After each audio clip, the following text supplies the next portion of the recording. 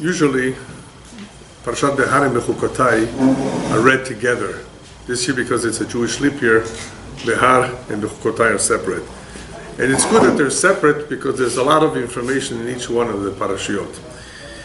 It's interesting how in Parashat Behar, in the very beginning, we're introduced to a concept of a sabbatical. Sabbatical meaning the seventh year. We're used to having holidays every year, once a year. We're used to dealing with 1 year at a time. And here we're having a brand new concept called Shemitah, the sabbatical year that happens once every 7 years. Plus we will be introduced to an additional concept called Yovel, the Jubilee year. The 50th year, after 7 Shemitot, after 7 cycles of a sabbatical year, we will have something called Yovel. And what's unique about these years, whether it's the sabbatical or the Yovel, is that they're sanctified. And I thought, as I was coming here, that of course there are no coincidences how in the previous parasha, in Parashat Emor, we were talking about Inyanei Shel Kedusha, concepts dealing with holiness, how the priests have to be careful with their work. After all, they're dealing with a very sacred work. The sacrifices need to be intact, they need to be complete without any blemishes. There's a lot of discussion about the importance of holiness. And the parasha before that was Kedoshim Tiyu, that we are supposed to be a holy nation. So we have a lot of mitzvot, a lot of commandments that deal with holiness and how to be holy.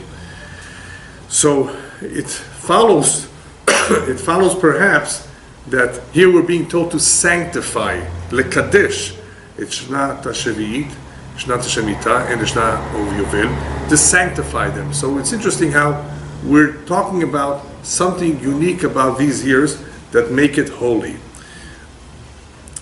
The mitzvah Shemitah, by the way, is a very difficult mitzvah in a sense, because for those of you who've had a chance to learn a little bit about it, it involves abstaining from work for an entire year, physical work involved in the field.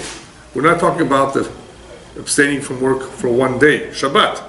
Certain categories of work, certain functions are prohibited so that we should be able to experience Shabbat properly.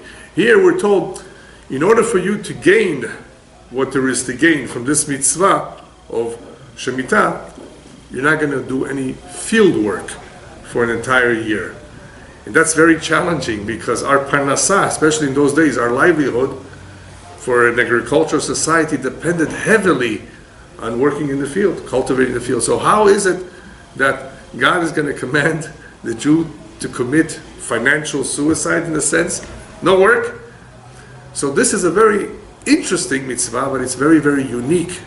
Unique because of all the special qualities, segulot, the various things that we will gain as individuals from observing properly this mitzvah. It's a segulah that we have no idea how powerful, how special it is if we were to observe it properly. So we'll go through a little bit of what's involved in observing this mitzvah. There are many, many details, and we're not going to go through all the details, but just what exactly is that the Torah wants of us. What is it exactly that we're going to accomplish by not working in the field for an entire year? Well, the closest thing to Shemitah is Shabbat, right? Shabbat is Shabbat Vein Nafash. We rest. Hashem stopped creating the world after 6 days. He rested. So we're told Shabbat is a reminder of creation. It reminds us that HaKadosh Baruch Hu created the world in a number of days. Those were the days of Asiyah, days of action. This is the world of Asiyah. This is where we act, we perform. And this happens during 6 days. On the 7th day, Hashem says, thank you. I don't want you to work. I didn't work. So take a rest and focus on something completely different that you have during the 6 days. What could that something be? Focus on our relationship, focus on your family, focus on that which is spiritual, not physical. After all, remember what I told you in Bereshit, Beze'ata pecha tochal lechem. That was a curse. You will have to work hard to earn a living. You will sweat. But that kilala, that curse, I guess we can call it a curse of sorts, that was only meant for 6 days. And if you want to know why 6 days, well, 6 days has something to do with this world of Asiyah that will last for 6,000 years. So 6 represents the 6 corners that we see in the physical world, north, south, east, west, up and down. It represents basically this world, and they say that is the idea behind the Magen David. Also 6 corners, everything about this physical world. But there's a spiritual dimension that many people do not experience, do not know about, and that is only experienced, for the most part, on Shabbat. It can be experienced during the week too, but during the week, because of our physical needs, because of our work, because of our immersion in physicality, we are not in contact, not in touch with the spiritual world. But it's still there. On Shabbat, it is possible to tap onto that spiritual dimension as long as we observe the mitzvot properly. Hashem says, I have a recipe for you. On Shabbat, you will be able to feel something different than the rest of the week, as long as you observe the mitzvot properly. Plus, don't forget that Shabbat is not a cursed day, it's a blessed day. It's so blessed that the Zohar says that all the blessing of the week comes from Shabbat. A lot of people have complained to me that they think somebody put witchcraft on them. And because of that, because of Kishuf, they don't have a parnasah. They're struggling. They can't make ends meet. Somebody hung a black cat, they told me, or something else, and that's what's causing them to have a hard time. And I told them, wait, let's begin with Shabbat. Are you keeping Shabbat properly? They said, no. Shabbat is our best day, Rabbi. That's when we make most of our money. He says, that's where your problems begin. Likrat Shabbat lechu v'nelecha kehi mekor beracha. We say it in the prayers. Shabbat is the source of blessings. You're throwing your blessing away. Yeah, but what about all those other people who work on Shabbat and make millions? That's a whole different story. It's a lecture for another time. How is it possible that Hashem should bless, even though it's not a real blessing? How should He, why should He allow other people to prosper when they're going against His will? But at least, if things are not going well, that's the place to begin. Make sure that your Shabbat is done properly, so you should be blessed, B'ezrat Hashem, for the following week. So in the same way Shabbat is a spiritual day where there is no curse, the sabbatical year was intended to be a year that is very, very spiritual in nature, where the Jew can connect with God, especially those who have not done so enough. They've been busy. Imagine working a whole day from the morning till the evening. If you don't know what it's like, go to a kibbutz, where they still do that. And you'll get an idea of how difficult it is. Even though today we have tractors and we have machinery, it's not easy. So first thing to remember is that Shabbat is not a time that we experience the kilala, the original curse. A lot of people for some reason do not know that, and they say, well, I want to curse 7 days a week. And not enough that I have 6 days, they want to work the 7th day too. What a shame. Life is not only about work. There are other more important things. But people think that that's what life is all about if they're immersed in physicality. And they don't even know what spirituality is. So Hashem says, I'm going to do you a favor. After all, every mitzvah is a favor. I'm going to introduce to you an entire year of an antibiotics that is very powerful. Not once a week, not once a month, right? Once every 7 years, fine. But it's going to be for an entire year.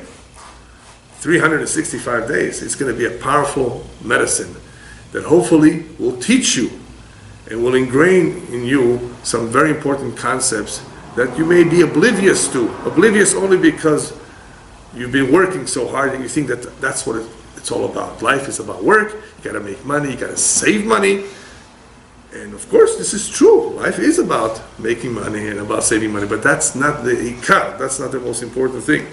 So what does Shemitah do for us? Number one, it liberates us. It liberates us from dependency on the land.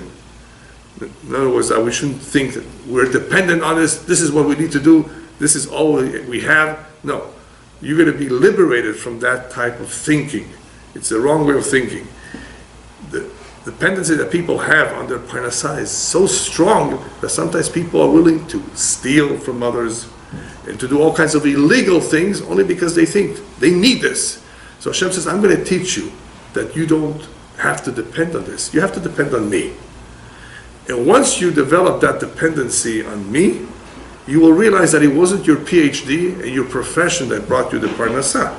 You will realize that what brought you your livelihood was me. I will decide how much money you will make. I will decide how you're going to make the money, what career, what profession.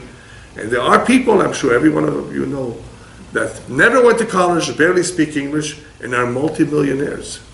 And there are people who know English very well and who have gone to college and have a master's or a PhD, and they're having a hard time.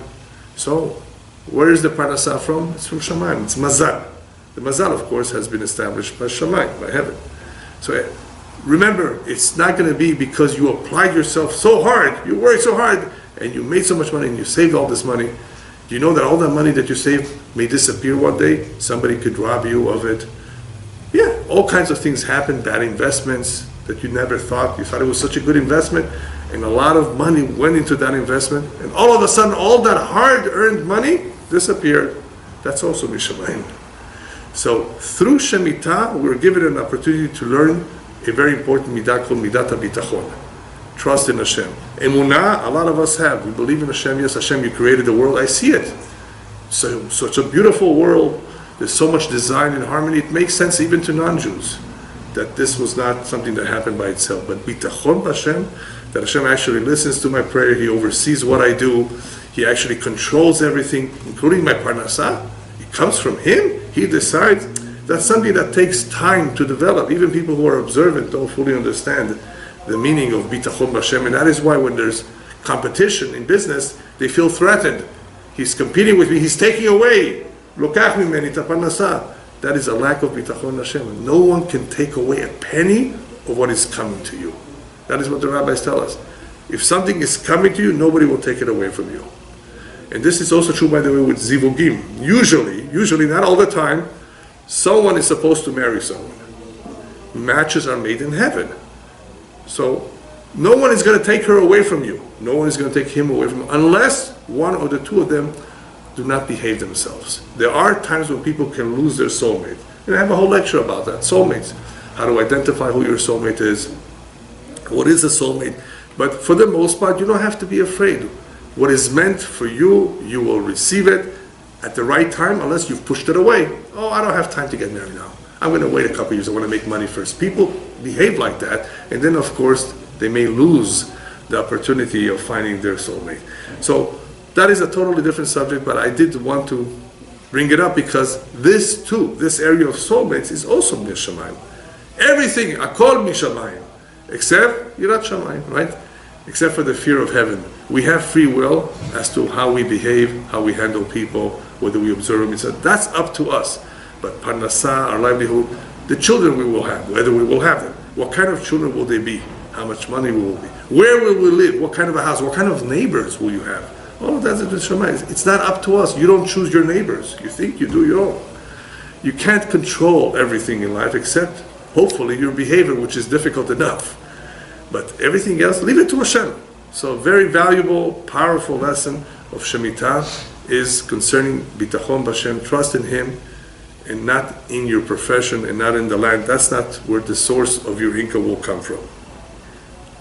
Because this is an important area, if one observes it properly, this will help him in the area of ben adam lechavero, human relations, because people have many, many fights, disagreements. About what? About money.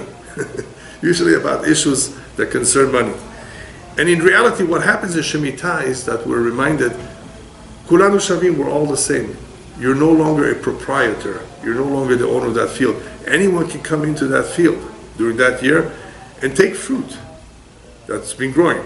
We're not growing new vegetables, but there are trees that give up fruit, even if you don't do anything to those trees. You can eat from the fruit. You can take for your family.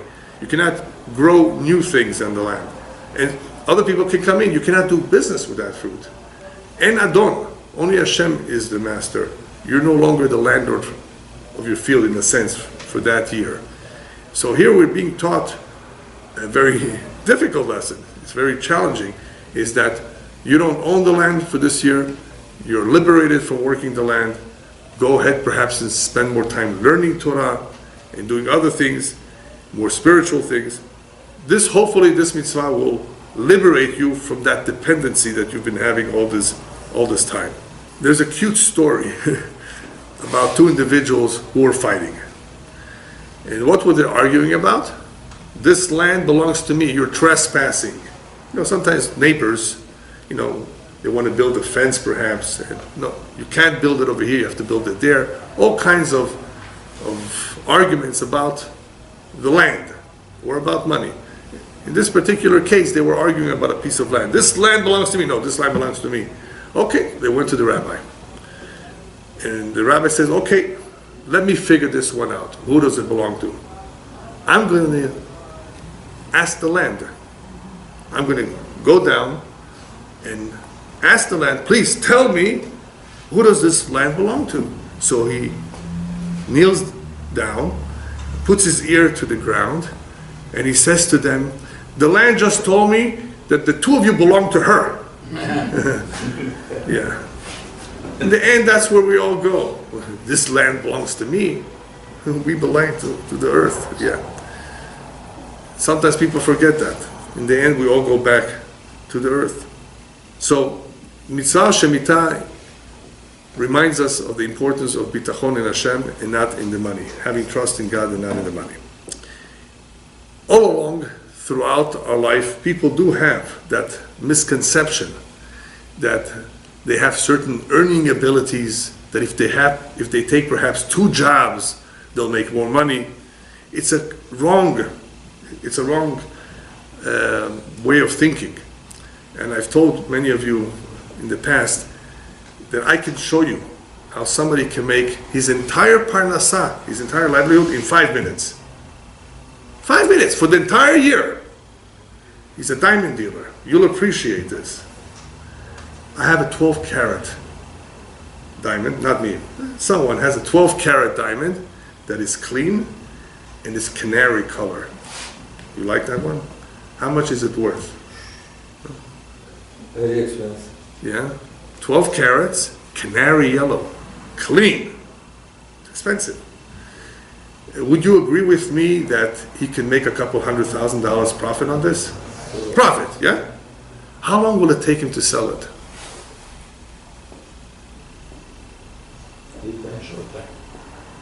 It depends, right? It could be 5 minutes if the right buyer comes. It could be several months if the buyer is not there, right? 5 minutes. In 5 minutes, he can make his parnassah for the whole year. Does he still have to work after he sold this diamond? After he sold it, does he still have to work that year?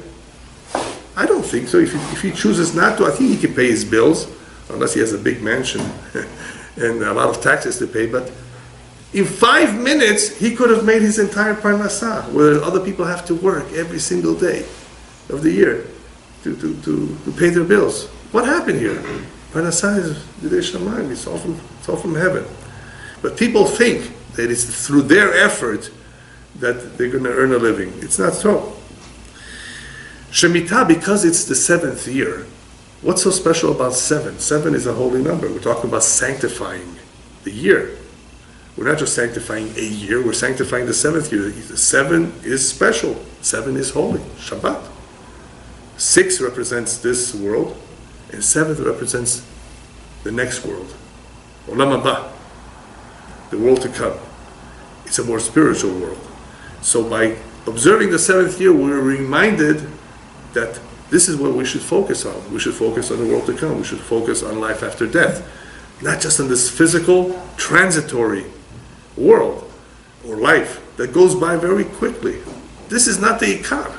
You want to build yourself a mansion? Might as well build it upstairs with your mitzvot and with your good deeds. Not here. No, I've known people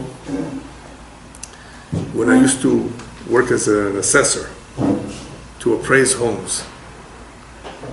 25,000 square foot with a bowling alley, a theater, tennis courts. It took several years to build. Spent a lot of time and effort, the couple spent a lot of time and effort in all the detail. Which tiles, you can't imagine what they did. And guess what happened after a couple years? They got divorced. So much thinking, so much planning, so much money and effort. And then they get divorced. What for? This is where you build your mansion, your dream house. But people think that this is where everything happens, but it's not true. So the Jew is being reminded, it's to your benefit. This is where you need to focus. You're going to focus now on the seventh millennium. You're going to focus on the world to come. You're going to focus on life after death. In other words, you're going to hopefully engage in activities that will help you get there. It will help you build your mansion there. Not here. Not in the work, in the field, and in potatoes and tomatoes. This is not what's important. Again, this is all happening in the 7th year. A Jew is being reminded, you're going to stop working for an entire year. But wait a minute. I didn't answer the question, what's going to happen to the bills on the 7th year? Who's going to pay for them? So the Torah tells us in this parasha, I'm not going through every single verse in all the detail, but that if you observe properly this mitzvah, you will have triple, not double, triple on the 6th year. So you should have for the 6th, you will be provided for the 7th, where you're not working, and a little bit for the 8th, when you begin to work the field again, before you harvest the new crop. So the Torah makes a promise. That's an incredible promise. Moshe could not make such a promise. Can any human being make you that promise? Don't work for a year and I promise you, you get triple the year before. It's impossible. No human being can make that promise. So what do we learn from this? Not only bitachon in Hashem, an additional important concept. And what is that? Torah min hashamayim. This is proof, one of the strongest proofs that the Torah is divine, because no human being can write such a promise in the Bible, in the Torah. And guess what? It did happen many, many times. The Jewish nation was able to see that Hashem's blessing arrived on the 6th year without fail. Wow! And that's going to lead us to the next question, which is a very difficult question.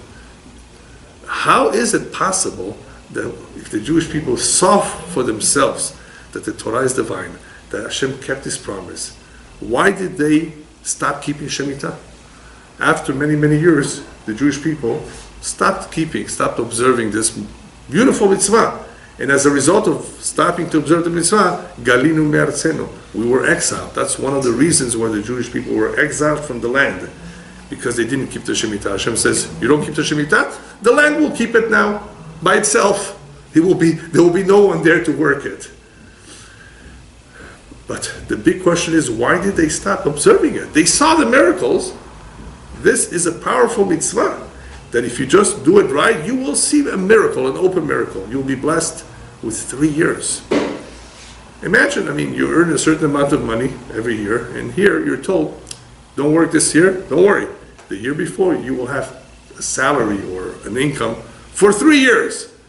You could see it. Your accountant doesn't have to tell you. You can actually see it for yourself. Then what happened? So before we get into that topic of what exactly happened, we must realize that what Hashem wants of us in the end, what does He want of us? To you, avadai, you be my servants. I don't want you to be the slave, the servant of some other human being. I don't want you to be a slave of your money, a slave of the land. The goal is, I want you to be my servants. To be my servants, you have to be careful not to give too much attention to other things. A marriage sometimes suffers because of a lack of attention that one is not giving to the other, that he should be giving. Perhaps he may be giving more attention to someone else or to something else. There's only so much time during the day. Where are you giving your attention? Are you giving enough attention to your kids? Sometimes parents do not give enough attention to their kids, and the kids suffer as a result. So time, which is very, very short, is something very, very important. We only have so much of it. What are we going to do with that time? Hashem says, make sure that you don't use that time for things that don't have that much value, things that don't deserve so much of your attention.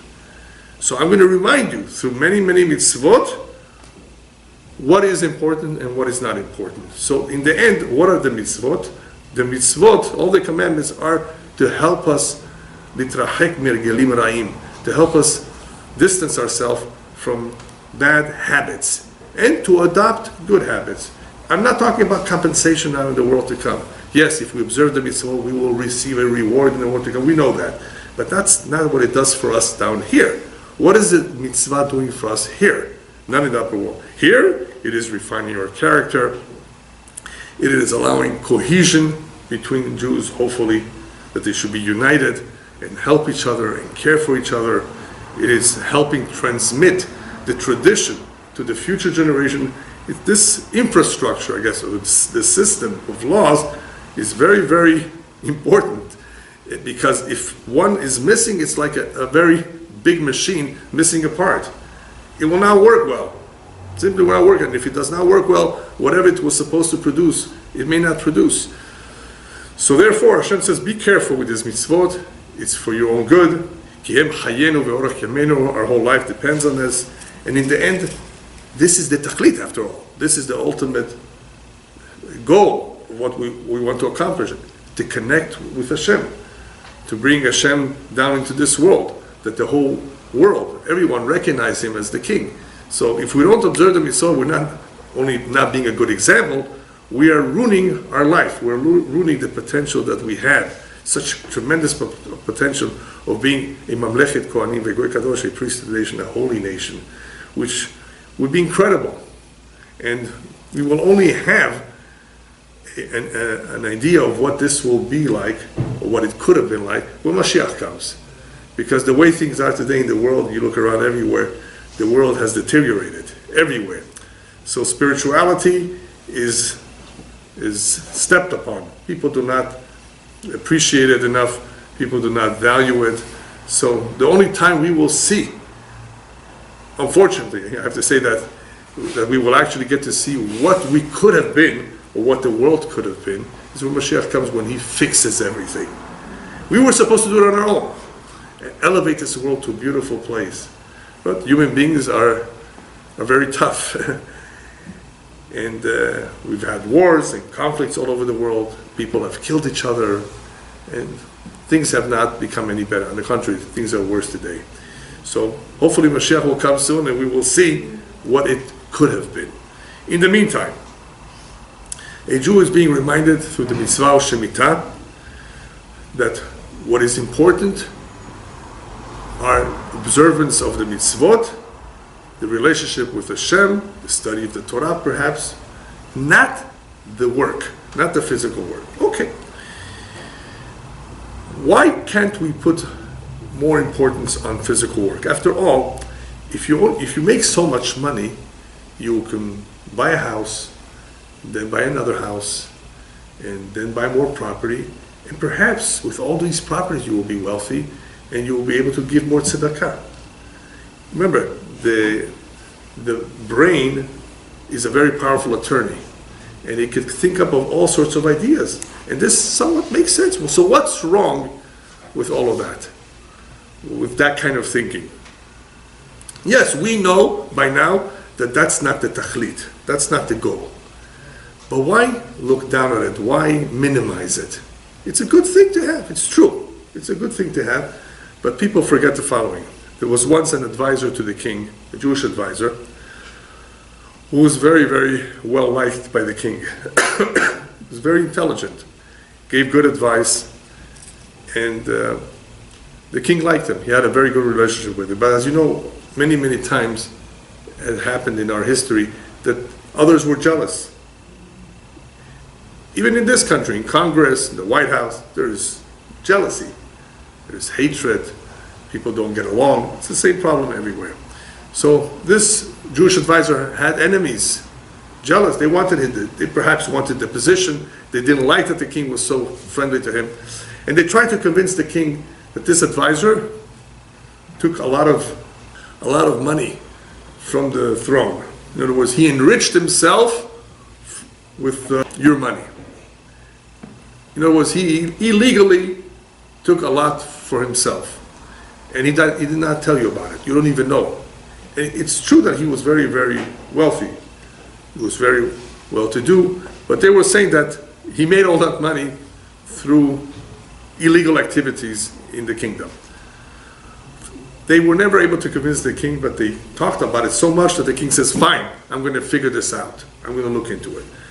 So he calls the advisor and says, listen, please, in the next 3 days, do me a favor. I want an accounting of everything that you own.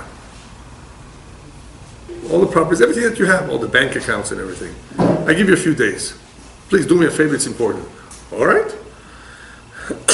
After a few days, he comes back with a small piece of paper. And in the small piece of paper, there's not that much. And the king looks at it and says, please, don't lie to me, because you're going to make me very upset. I myself know you have a lot more than this. What's this? I know you have a lot more than this, he says, Your Honor, I didn't write on this piece of paper all the real estate and all the money and the gold and the jewelry that I have. Because that I have today, tomorrow somebody can take it away from me. That does not really belong to me. You asked me what I really, really have, my real rechush. What I wrote on this piece of paper are the mitzvot and maasim tovim, the good deeds, the tzedakah that I gave. So what you see here is charity. What you see here are things that I did to help people. Because that is in a safe deposit box upstairs where nobody can touch. Nobody can take that away from me. What I have here, you, the king, can take it away from me. What's stopping you?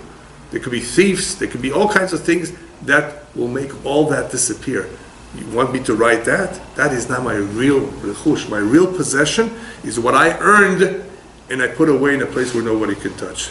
The king, of course, was very, very happy with that explanation, and he left him alone. But that's the idea here. The idea is to remind us that our real rechush is not all the work that we do here, is what mitzvot and maasim tovim, what good deeds have we performed that is waiting for us in the upper world. Okay, so this is Shemitah. We hope that the individual learned his lesson through a Shemitah, a whole year. Imagine a whole year not working. He has time to think, he has time to learn. But sometimes people don't learn. What can we do? Now imagine several Shemitot went by, and he still didn't learn. Hashem says, okay, I'm going to bring you a Yovel. What's Yovel? 7 Shemitot went by. I need to bring them another injection. The 50th year, which is very similar to Shemitah. Very similar to Shemitah. And in a sense, you have 2 years, consecutive years of not working. The Jubilee year is very similar. No work. It's a holy year. No work in the 50th year. But what's so unique about the 50th year? If you learn Pirkei Avot, you will find that the rabbis divided the various stages in life. When somebody becomes bar mitzvah, when approximately he gets married. What's ben chamishim? When somebody turns 50, what's so special about that stage? 50. You can't get your social security yet. So what's so special about 50? Ben chamishim le'etzah. That is the time that you've hopefully had enough experience in life that you can now give advice to others. 50 years, you've seen a lot. You regret your mistakes, and now you can share your ideas, your advice with others. Okay. How many years are left? Well, Yemei Shenotenu 70 Shana. They average 70 years. So you don't have that much time left. So after 50, really the clock is ticking. The clock is ticking.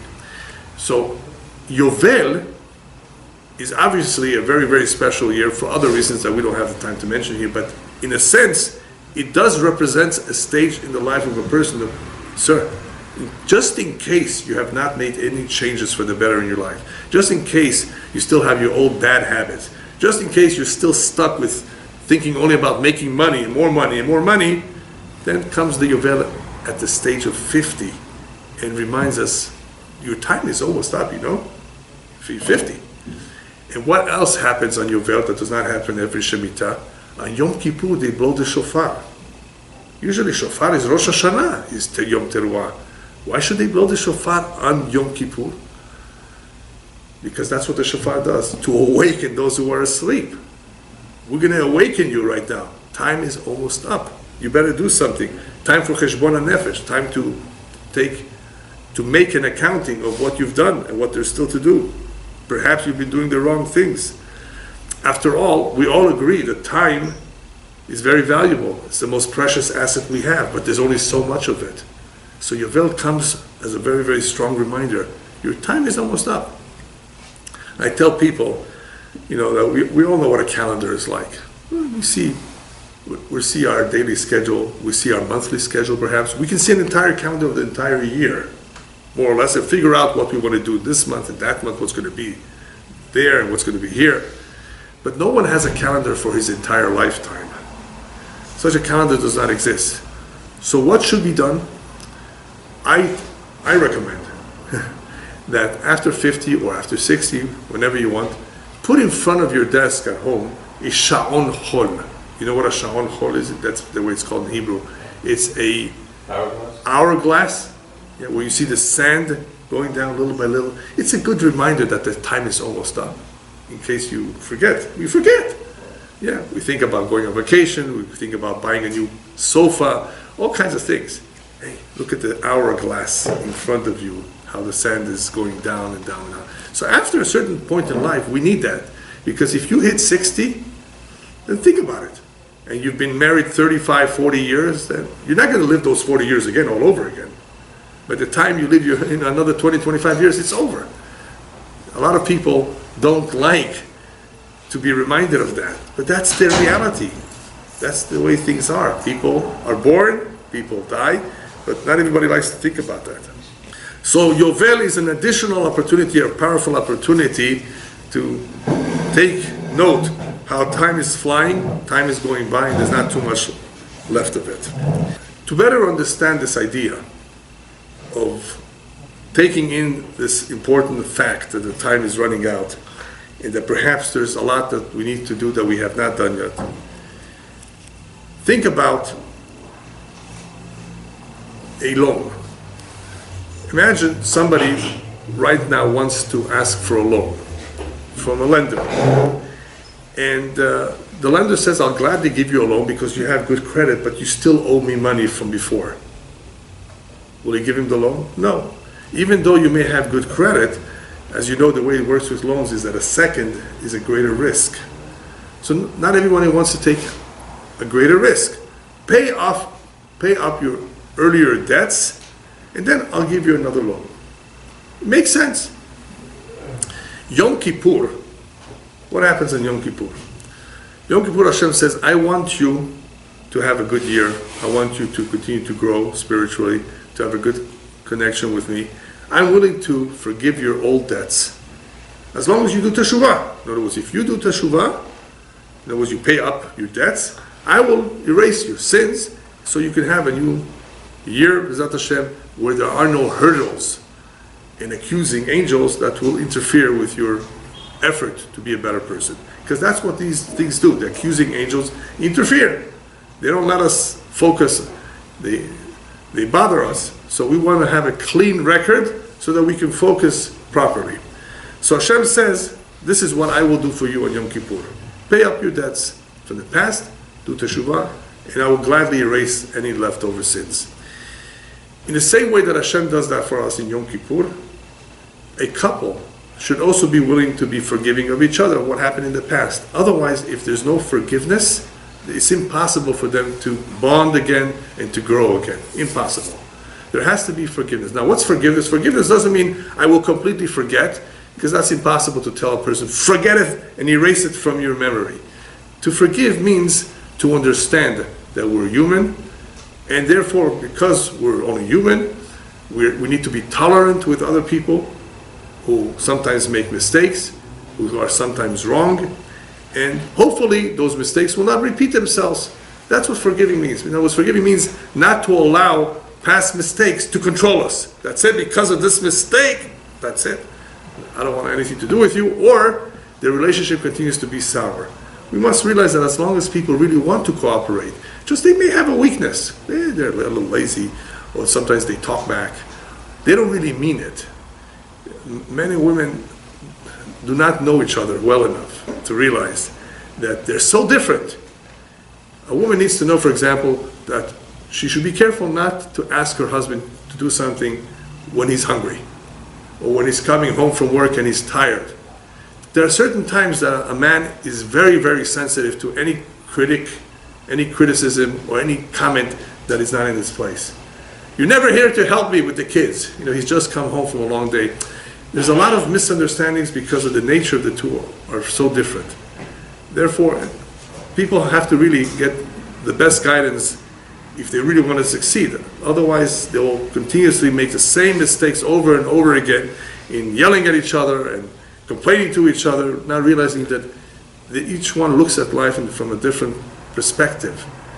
Each one has different things that they value. And the trick to get along is knowing each other, knowing the differences between them, and realizing, it's not coming from the fact that she's upset or nervous. She's just a perfectionist or so clean and demands certain things. It's not because she's bad. In other words, it could be very possibly that we're misinterpreting a person's actions. So I just wanted to add this little idea here that as a result of people being so different, husband and wife who are meant to be together for the rest of their life, they have more of a responsibility to learn about each other than people who are not related or are not married to each other. And even then, with others, we also have to be careful, but the more so in a marriage, when you're living under the same roof, try to figure out where the problem lies and ask yourself, is this really important to argue about? Should I make a big fuss about this? This is something so minor. Okay, so I overpaid $50. Imagine the wife tells her husband, I could have gotten this for less. You just overpaid by $50. Okay, so I overpaid. In other words, it takes a little bit of courage because the man's ego may have been hurt as a result of that comment. But if we're old enough and mature enough and experienced enough, we realize, I'm not going to make a big fuss. Okay, you're right. You know the famous story where two people came to the rabbi to argue about something, and the rabbi hears one side and says, you're right. He hears the next one. You know what? You're right. They're both right. So the wife overheard the conversation, the wife of the rabbi. Honey, how could they both be right? You're also right. Everybody's right. It's important to be easygoing and flexible because life is so short, and a lot of the issues that cause friction are really so minor and so silly that why destroy the relationship because of that? So in the same way, Yom Kippur, Hashem is willing to forgive us. We're not better than Hashem. We can also forgive and start a new chapter, because if we don't forgive, it's difficult to start, or to continue, I should say, the relationship. It will be with all the scabs, all the wounds. They would not have healed. A lot of times people hurt each other and they don't allow enough time for that injury, for that wound to heal. They continuously poke at the same spot. Give it time to heal. Give it first time to heal. Otherwise, it becomes so painful that after 25 years of trying and making the same mistakes, people just give up. No, it's not possible for me to go back to love them and to care about them. But wait a minute, just for the fact that she's the mother of your children, isn't that enough? Or he's the father? That in itself is something special. Is there anything good in him or in her? Look for the good, not for the bad, because we all have imperfections. So any good quality, I ask many men who are upset, tell me, is your wife a good cook? She's the best cook. Well, you're a lucky man, so what are you complaining about? In other words, there's already something good. You already have something good. Yeah, but she's a messy and she's this. But look, she's at least a very good cook. How is she with the kids? The best mother. Or how is he with the kids? In other words, there's always something good. I don't know people, I really don't know someone who's bad everywhere, in every single area. They maybe exist, but they're very few. Always look for the good. Maybe this will help a little bit to forgive and forget. So Hashem forgives us and says this Yom Kippur is important for you, but you have to make an effort to do teshuvah. And in the same way, when it comes to human relationships, you need to forgive, otherwise you cannot advance. You need to pay off your debts, right? With the loan, here too, you need to erase any debts or any bad memories that you have from the past. But why am I mentioning all of this? Because we're talking about debts. We're talking about Shemitah and Yovel, when this is a time to begin to think, what do we owe? What have we not accomplished? What are our debts to Hashem? But debts can also be financial debts to people. And it's important that I mention this because a lot of people do not realize that if somebody owes money and he leaves this world, upstairs he will not go to Gan Eden. They will not allow him to enter into his final resting place until he's paid up. There was a recent story in the news of Rabbi Grossman's brother in Israel, famous Rabbi Grossman, who had passed away, the brother. He came in a dream, and this is a righteous man and a learned man, the Talmid Chacham. I owe a few hundred shekel to this guy that I never paid him back. I didn't have time. He passed away. He was going to pay it back. And he asked the person, please go tell my brother to take care of this. This was verified. We looked into it. Completely true story. They appeared in a dream to someone, please tell my brother. What's interesting about these dreams, there are many such dreams where people who have left this world came in a dream. Why didn't he go directly to his brother? Why did he have to go through someone else? You know, it's interesting. There was such a story in New Jersey many, many years ago where somebody appeared to someone in the city, someone in the community, go tell my wife, go tell my sister, I forget what it was, to take care of something. And he asked in the dream, well, why don't you go directly to her? Why are you coming to me? You know, what's this? He says, because if she will see me in the dream, she will be so frightened, she will wake up. I will not be able to communicate the message to her. So that was the explanation for that dream. Here, I don't know. Sometimes they are given permission to go in there. You want to tell someone your problem? Okay, but you have to tell it to someone else. In other words, it needs to go in an indirect way. You don't have maybe the merit to tell them directly, or who knows. But it's interesting. We have many, many such examples of how upstairs they were very, very strict about, you owe money, you can't go to your final resting place until somebody takes care of it. But they gave him permission to appear in the dream. That, yes, that it should be taken care of. So anyway, all of this is important because we're talking about unpaid debts. And that is why we need a Yovel. We need to realize that we come at a point in our life, there's only so much time left. And Hashem does us a favor with this mitzvah of awakening us with that shofar, which is on Yom Kippur of all days. And the same thing that happens on Yom Kippur is supposed to happen now. Clean up your debts and commit yourself to that which you have not done yet, that which you still have to accomplish.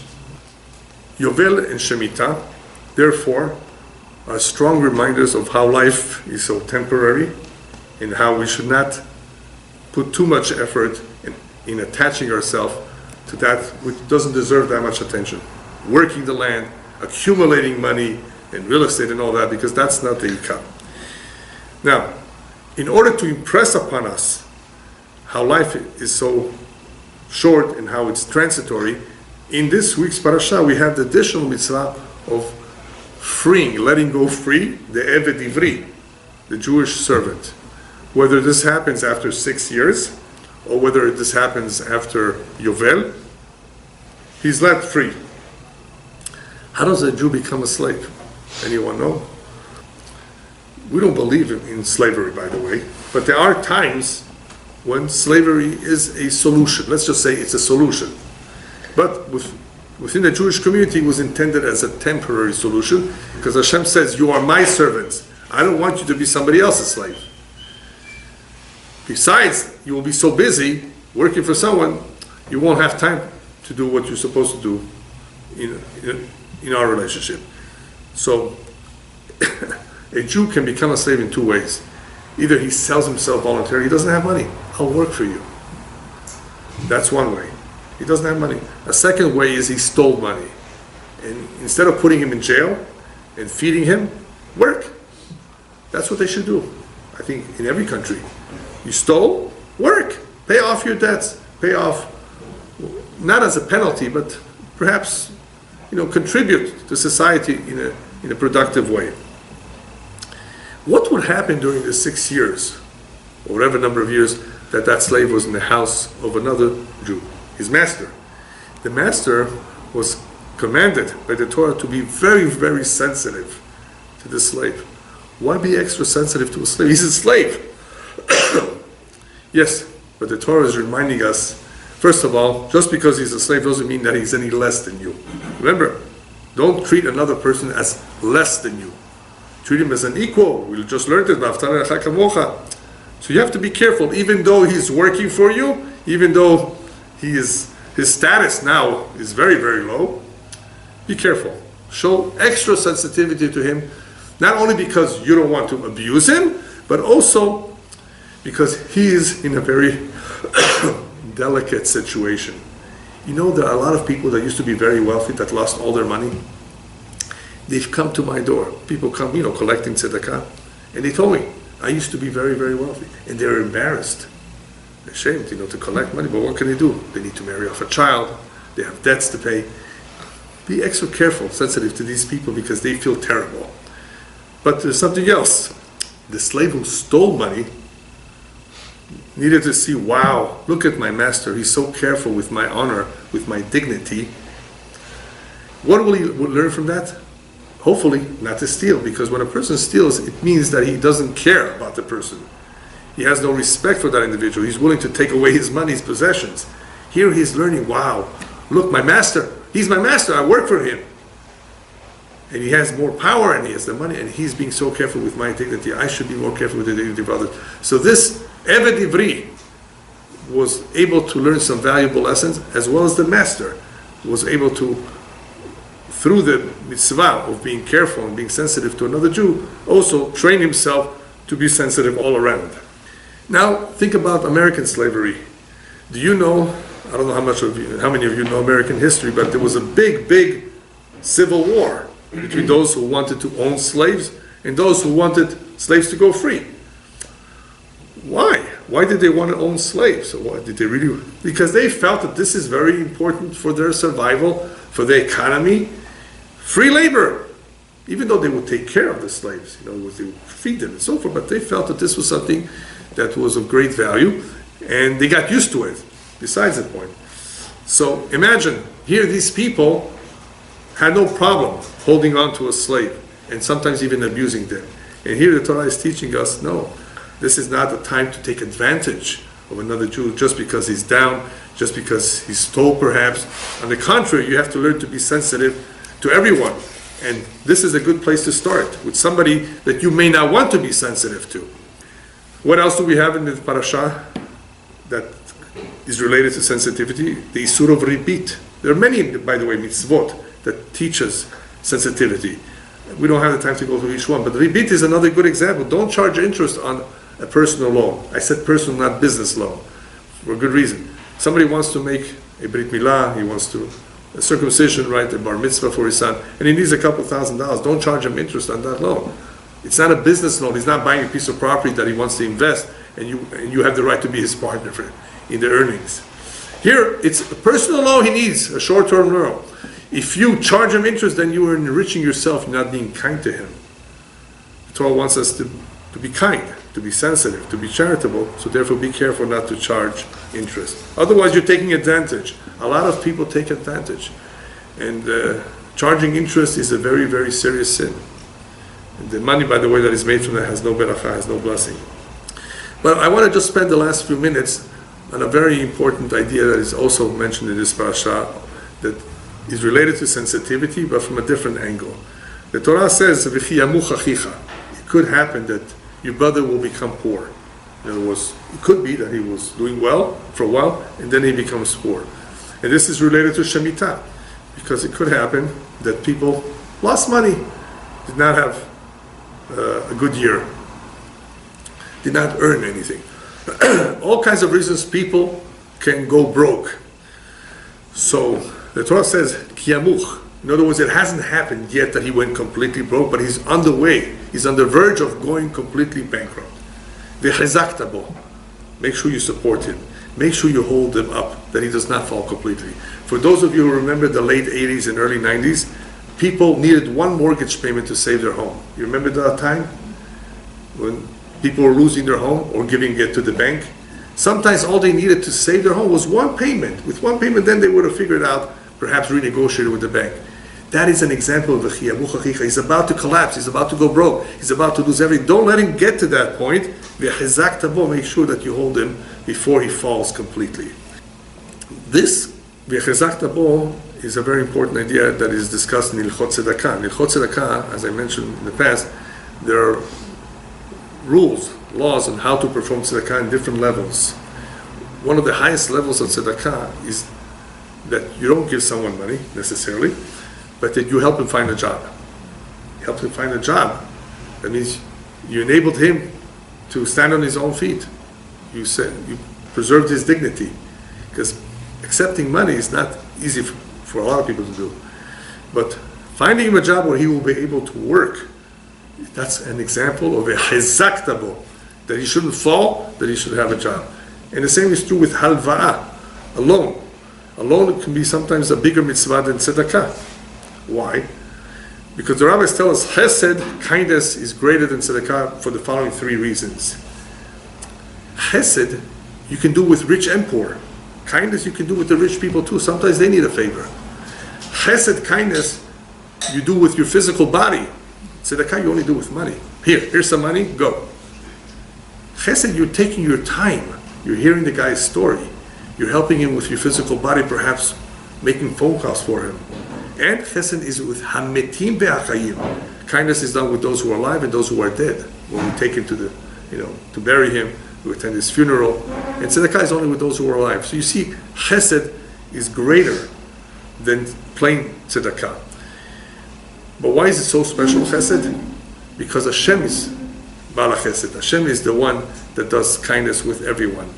And that is why in the Amidah, we say Gomel Chasadim Tovim. We describe Hashem as being kind. But why is he described as being kind? Because one of his attributes is to do good even with those who don't deserve it. Chesed is good or goodness or kindness even with those who don't deserve it. And that's what happens sometimes. Hashem is kind and good even with those who don't completely deserve it. Why? Only he knows.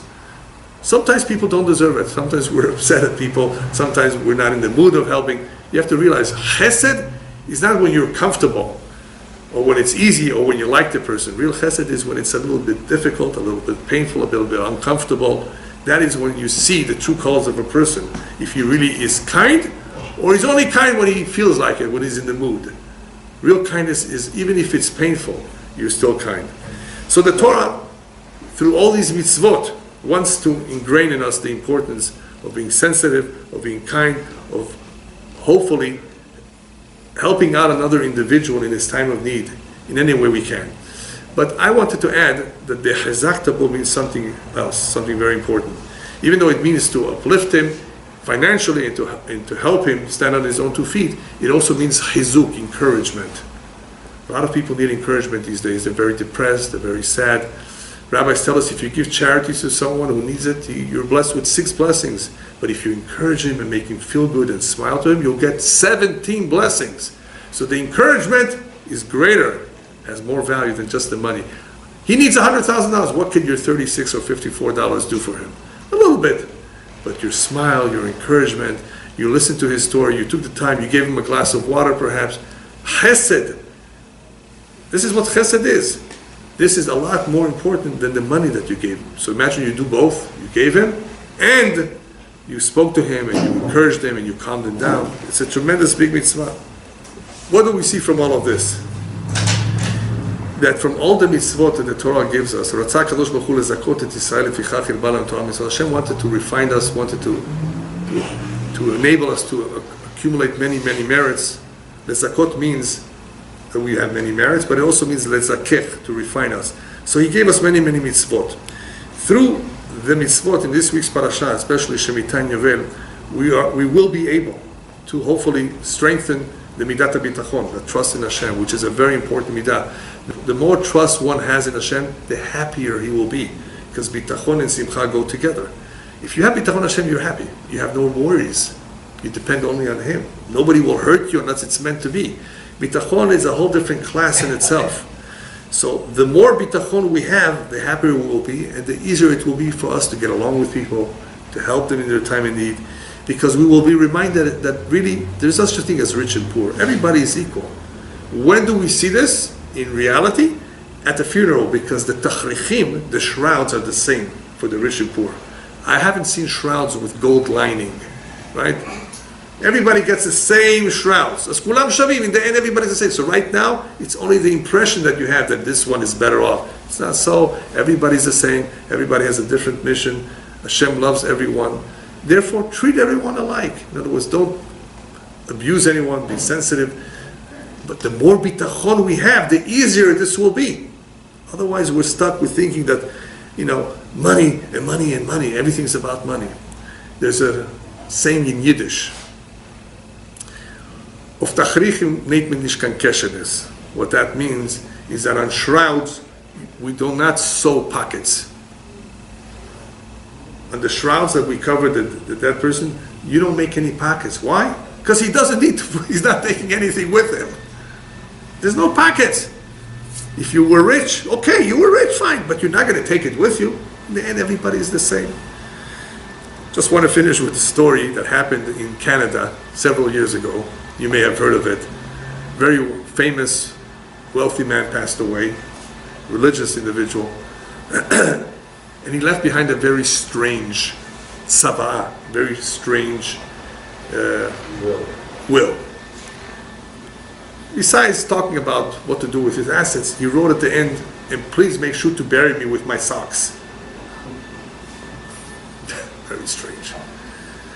So anyway, the children presented this to the Chevra Kadisha, who was in charge of burying. They said, "No way in the world. Our tradition is to bury a person without anything on, just the shrouds." Nothing. But he asked, and you're supposed to respect the person, who made a request. He requested very much. I'm sorry, there are no exceptions, even though this was a wealthy man, an important individual. No, that is the halakha, that is the tradition. We were not going to comply with that condition. And he was buried without the socks. This man left a letter for his children to be opened during the Shiv'ah, during the 7 days of mourning. Who knows? What is he going to write now? What did he write? In the letter, he wrote to them, "By now you must realize, perhaps, that I was buried without my socks." By now you probably realize that. So why did I make that request of you? Just to teach you a lesson. You're not going to even take your socks with you. Just for that alone. We need reminders. We all need reminders, and that is what the Mitzvah Shem Mitan Yovel do in a very powerful way. So why didn't they continue to keep it? They saw the miracles. They saw the miracles. It's a beautiful mitzvah. Why did they stop keeping it? So I saw Rabbi Twersky explaining it the following way. There are drunks. They're addicted to alcohol who have recovered from their addiction. They're doing well. And all of a sudden you see them later on going back to their old addiction. Again drunk? Didn't you get out of it already? What happened? Why did you fall back? How did you fall back? So the answer was, because I thought I could get away with it. I'll drink a little bit of schnapps, just a little bit. I'll get away with it. Nothing will happen. I'll still stay sober. Because I thought I can get away with it. After a while, after a few little sips here and there, they went back to their old bad habits. They thought they can get away with it. That's what happened with the Jewish people as well. Everything was going very well with them, but they thought they can get away with it. They can work a little bit more, make some more money, and we'll still have the beracha. Hashem says no. And that's the lesson of next week's Parashat. Hashem says, I'm going to have to teach you a lesson. You cannot have it your way. No, it's my way, and that's the only way. And they had to learn it the hard way, unfortunately. But the good news is that Hashem says, I will open for you arubot hashamayim. I will open for you the windows of the sky. Nonetheless, even today, if you are charitable with maaser, which another time we'll discuss about, tithing, 10%, it is still possible to see miracles even today. People who are very careful with giving tzedakah, people who are very careful with giving maaser, 10%, can still see how they will, B'ezrat Hashem, be blessed, where all their money that they have will be preserved. Not that they will be millionaires, that they will be blessed, B'ezrat Hashem, that their money will be preserved. Yivarechecha Hashem v'yishmerecha. What does it mean that Hashem should bless you and protect you? Hashem blesses a lot of people with money, but do they have protection from the thieves? They made all these millions of dollars, but thieves can come take it. May we all be blessed that Yivarechecha Hashem v'yishmerecha, we should be blessed, and we should be able to hold on to the blessing. Amen.